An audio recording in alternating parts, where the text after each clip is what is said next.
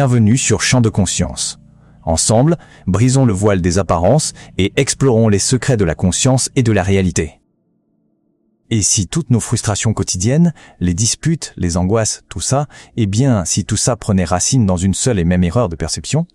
C'est une idée audacieuse, c'est certain, mais c'est celle qu'on va creuser aujourd'hui à travers ce que certaines sources appellent l'architecture de l'unité. Voilà, la question est posée et elle est vraiment au cœur de tout ce qu'on va voir. L'idée, elle est simple, mais en même temps, elle est complètement radicale. Le stress, les tensions, les malentendus, ce ne seraient pas des problèmes différents, séparés les uns des autres. Non, ce seraient juste les multiples visages d'une seule et même illusion. Et c'est cette illusion qu'on va décortiquer ensemble.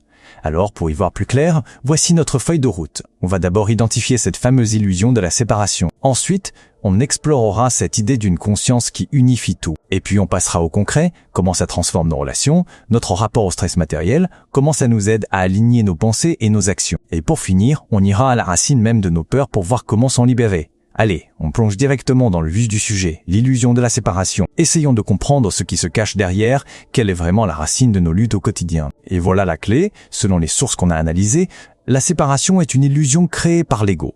Le problème central, donc, c'est cette croyance qu'on a bien ancrée d'être séparé. L'idée qu'on est une petite entité isolée, un moi face au reste du monde, eh bien ça ne serait pas la réalité. Ce serait une construction de notre esprit. C'est ce que les textes appellent l'ego, cette petite voix en nous qui se perçoit comme complètement distincte de tout le reste. Du coup, ça nous donne deux manières radicalement différentes de voir le monde. D'un côté, il y a la vision de l'ego. Elle nous enferme en quelque sorte dans ce sentiment de séparation, de compétition constante et de manque. Toujours ce sentiment qu'il manque quelque chose. Et de l'autre côté, on a une vision d'unité, et là tout change. On découvre notre interconnexion fondamentale, ce qui ouvre tout naturellement la porte à l'empathie, à l'harmonie. Le véritable enjeu, en fait, c'est de réussir à basculer de la première vision à la seconde. Ok, donc si la séparation est une illusion, qu'est-ce qui est réel alors? Qu'est-ce qu'il reste? Eh bien, les sources qu'on étudie proposent justement l'idée d'une conscience qui, elle, relie absolument tout. Le terme qui est employé, c'est conscience christique. Alors, attention, point très important ici, ce terme n'est pas du tout utilisé dans un sens religieux. Pas du tout. Il faut le voir plutôt comme un principe universel. Pour faire une image, imaginez-le comme le Wi-Fi de l'univers. Voilà, c'est un champ invisible qui connecte nos pensées, nos émotions et nos actions au monde physique. C'est vraiment le fil conducteur de la réalité. Ce schéma, il montre très bien comment ça fonctionne, ce rôle de traducteur. En gros, cette conscience, elle prend nos pensées, nos intentions les plus pures, ce qu'on appelle ici le plan causal, et elle les guide, elle les accompagne pour qu'elles se transforment en actions concrètes dans notre monde, le monde matériel. C'est vraiment le pont entre l'idée et sa réalité. Mais attendez un instant, avant de continuer. Rejoignez notre exploration, un petit clic sur s'abonner et un like font toute la différence. Merci beaucoup. Bon, maintenant que la théorie est posée, voyons la première application très pratique. Comment est-ce que tout ça peut transformer nos relations au quotidien ? Comment on passe de la confrontation permanente à une véritable empathie? Ici, le changement de perspective est total, absolument total. Si on part du principe qu'on n'est plus des îles isolées, alors un désaccord avec quelqu'un, ce n'est plus un combat. Ça devient un dialogue, un échange au sein d'un même grand organisme. Et là, l'objectif, ce n'est plus de gagner, d'avoir raison, mais de trouver ensemble un équilibre commun. Et les conséquences, elles sont directes, presque mécaniques. La posture de confrontation, elle s'efface. L'empathie devient un réflexe. C'est naturel. Et du coup, la résolution des conflits se fait de manière beaucoup plus fluide, beaucoup plus simple. Pourquoi? Parce que l'objectif n'est plus de gagner, mais de restaurer l'harmonie de l'ensemble. Passons à la deuxième application, le stress matériel, les soucis d'argent, les blocages professionnels. Comment cette vision nous aide-t-elle à voir au-delà de ces obstacles physiques qui nous angoissent tant? Et là, on a une autre idée très forte qui ressort des textes. La matière est simplement de l'énergie vibrant à une fréquence basse. Ça veut dire que ce mur qu'on perçoit, cet obstacle qui nous semble complètement infranchissable, eh bien en réalité, ce ne serait que de l'énergie. De l'énergie qui vibre juste à une fréquence plus basse, plus lente. C'est fait de la même pâte que nos pensées, mais sous une forme plus dense, plus compacte. Concrètement, qu'est-ce que ça change pour nous? Ça change tout.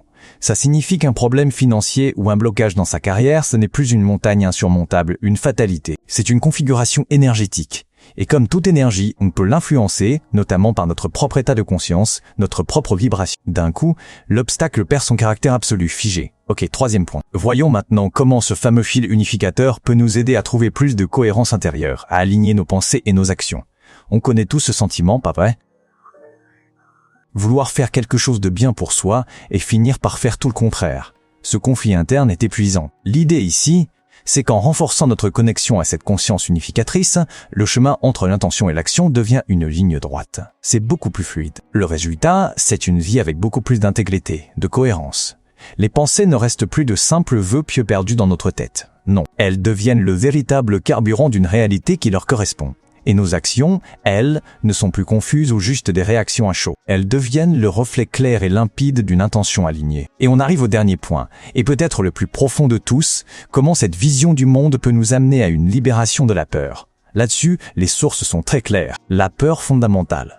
La peur du manque, la peur de la perte, la peur de la mort, tout ça vient de ce sentiment d'être un petit fragment tout seul, isolé et donc vulnérable dans un univers qui peut paraître hostile. C'est l'illusion de la séparation qui est le véritable terreau de notre anxiété.